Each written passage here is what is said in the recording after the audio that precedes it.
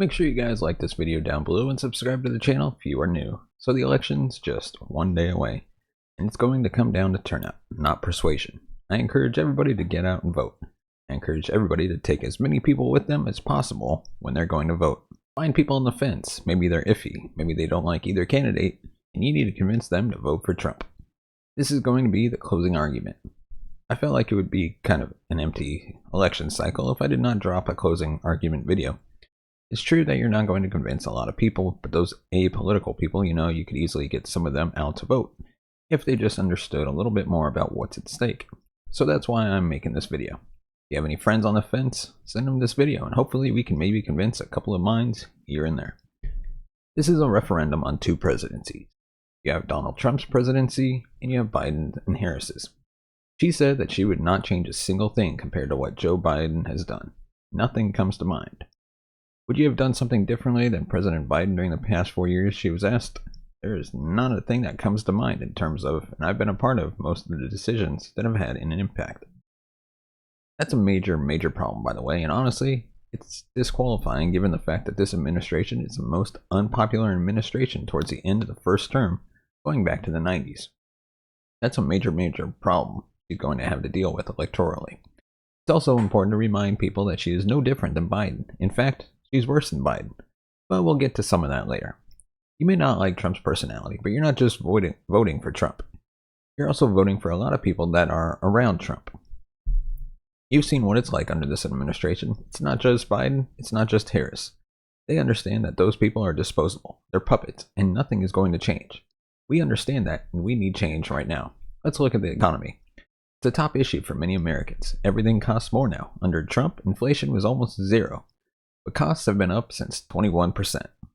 Groceries are up big. Gas is $1 more per gallon than it was the average of the Trump administration, and this is largely due to excess spending past the point of no return and a failed foreign policy due to weak leadership that helped drive up energy costs, which in turn have driven up the cost of everything else. Biden and Harris claim they've created jobs, but they really haven't. Most of the jobs they created were bounce-back jobs from COVID lockdowns that were imposed by a lot of Democratic governors. Even Donald Trump gained millions of jobs as well in his last few months in office.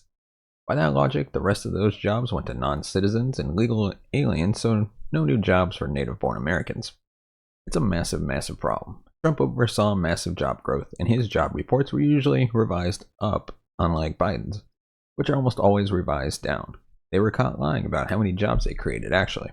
Take-home pay was higher under Trump. Mortgage rates were lower under Trump. Personal savings went up. Credit card delinquency went down, and real weekly wages were up 8.2%. They're down 3.9%. We need change right now. Trump has a vision to do so, to onshore manufacturing and other jobs, and revive the American dream. He's not afraid to use tariffs to do it. Democrats are talking about this national sales tax, when in reality for Trump, tariffs are largely a negotiation tool, and they work. It's the art of the deal. Trump put them on before, and he had no inflation. Even Biden's administration had to keep some of them in place. We already ran our country before with only tariffs, without the income tax, and maybe one day we can get rid of the income tax. Just maybe. Countries like Japan, Germany, and many other nations use them. They have a robust manufacturing sector at a time when we've lost so much to China and Mexico. When's the last time you saw a Chevrolet in Tokyo or a Ford in Berlin? Trump is hammering this message home, and it's making him a uniquely strong candidate. 2016, it helped him flip back states that Republicans had not won in decades. Trump will also be lowering corporate taxes for companies that buy and hire American and make their products here. This is a great incentive to help onshore jobs and revive the American dream. Trump also cut taxes for the middle class and small businesses, and those cuts expire in 2025. Harris does not want to extend them and instead wants to raise them on certain income groups. While Democrats say Trump only supports tax cuts for the rich, his tax plan helps the lower income brackets the most, increasing net worth and wages in the bottom income brackets at a much higher rate than those at the top. It also closed loopholes, which actually increased revenue. If Trump's tax cuts truly benefited the wealthy, why do all these mega donors and big banks support Kamala Harris? Of course, people might point to somebody like Elon Musk supporting Trump as a counterexample. But if tax cuts were really why he was on board with Trump, why didn't he back him in 2020? He didn't. He backed Joe Biden. Trump also supports no taxes on tips, no taxes on Social Security for seniors, no taxes on overtime, tax deductions on car loans, capping credit card interest, and tax credits to families that are taking care of loved ones. He also cut regulations substantially, allowing small businesses to grow and thrive. Many of these were put back on by the current administration, and many people aren't really happy about it. The stock market went from 18,000 on the Dow when Trump won to 30,000 when he left office, a near doubling despite the pandemic. It's true that the Dow rose under Biden, but it has risen at a far slower rate, and adjusting for inflation, it hasn't risen much at all. People can point to Trump's big spending during his tenure as a reason for why he won't slow things down like inflation, or why his second term will still have some issues. Keep in mind, he's got an entirely different team around him now. The smartest man in the world, Elon Musk, will be put in charge of the debt problem and government efficiency. Given how he got rid of a lot of waste and improved Twitter, I have no reason to believe that he won't at least make some progress helping to find ways to cut waste. Also, Biden has spent more money than Trump by far, even though we're out of a pandemic right now. Much of that spending was on the back of the tie-breaking vote of Kamala Harris in the Senate. Let's talk about foreign policy. Trump was the first president in 70 years to not start a new war. He ended wars instead. He's not owned by the neocons or the military-industrial complex. His presence on the world stage made things safer when many expected the opposite. Russia was at bay, China was at bay, and the Middle East was approaching the brink of peace. Biden and Harris botched the Afghanistan withdrawal by not sticking to Trump's plan, killing many soldiers in the process. Conflicts abroad have risen and have sucked up our taxpayer dollars. We need to end the conflicts and prevent World War III, and we need strong leadership to do it. Some people might think Trump is too brash, too bold, but that's the leadership we need on the world stage to keep our country safe. Speaking of safety, we also have had a very secure border under Trump due to his policies. It was not perfect, but he built 500 miles of new and replacement wall and saw record low border crossings due to his policies like remain in Mexico and the tariff threats that ensued. Harris and Biden blew the border wide open by inciting an insurrection due to their careless rhetoric and then terminated plenty of Trump-era executive orders. Since then, we've had roughly 10 million illegal aliens that we know of crossing our border, many of them criminals, and Harris is running on giving them amnesty, drowning out the voices of Americans while claiming that Donald Trump is the real threat to democracy. This will also hurt the wages of Americans even more, particularly working-class Americans and union workers. That's partially why Democrats' support among private sector unions like the Teamsters is slipping. Democrats are trying to gaslight the American public by claiming that the border crisis was caused by a border bill failing to pass the Senate, when in reality the border crisis is what sparked the desire for such a bill in the first place. They claim that Donald Trump shot it down so he could run on the issue.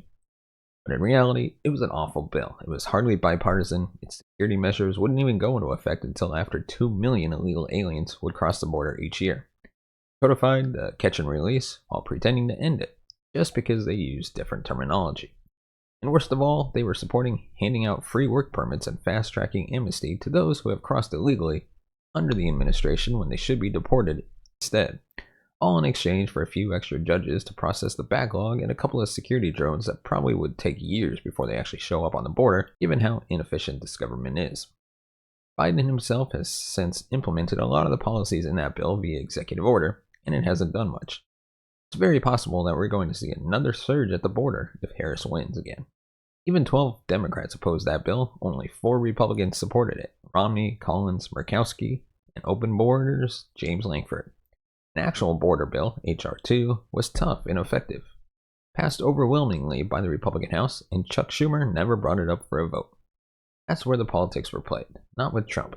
Either way, you don't need a bill to fix the problem. They broke it. Donald Trump will fix it. He did it before, he can do it again, and now he has the public mandate to do it even better. Not to mention how they're dumping tens of thousands of migrants into the small Rust Belt towns like Springfield, Ohio, which have overwhelmed them and then called people who are upset about it names. These people truly hate our country. We need people in charge like Trump who truly love our country. Many people will talk about abortion. They'll say abortion is a top issue for them, but the truth is the status quo on abortion is not going to change regardless of who's in power. Roe v. Wade was unconstitutional. States have to set their own laws.